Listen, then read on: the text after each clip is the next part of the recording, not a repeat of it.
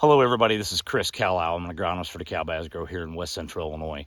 So last week I did a video that I shared out with everybody that kind of talked about this crop going from green to brown and kind of really what fueled that, right? I talked about some of the environmental stresses, and I used the phrase that, we pollinated and had an ovule set on an ear that was ready for like 250 bushel corn, but we only had a plant and an environment that was capable of producing 150 bushel corn. And obviously that imbalance was what really kind of helped this corn plant consume itself and lose all of its green matter to try to finish filling that ear.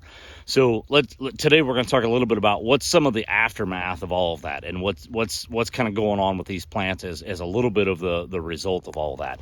So we're going to look down here at some stalks. So you see all of these stalks. I peeled back the leaf sheaths on them, and you see a tremendous amount of black on these, right? So that is anthracnose stalk rot. That is infecting these plants, and this is a pretty severe infestation. I'm not going to lie. I mean, this is about as bad as it gets, and pretty severe. But in my personal opinion, this is a little bit opportunistic or secondary, as that stalk starts to degrade and consume itself. This anthracnose stalk rot sets in. But what kind of precedes that as well is what I refer to as what we refer to as crown rot. So I actually dug a couple plants here and split them. And if you look at this, right, so this part of the plant is referred to as the crown, because this is where all of our crown roots come out. And so this crown is dead, right? And so this crown died probably a couple weeks ago. And the environmental stresses that came in during grain fill is what kind of really helps exacerbate this crown rot.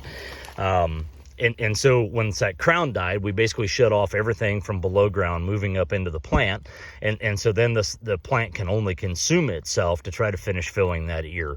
And that's where you kind of get that quick remobilization of all the assimilates that are in the plant, and that loss of color to try to finish filling that ear before it black layers are fully mature. So, if you split these stalks, there's just not much left in them.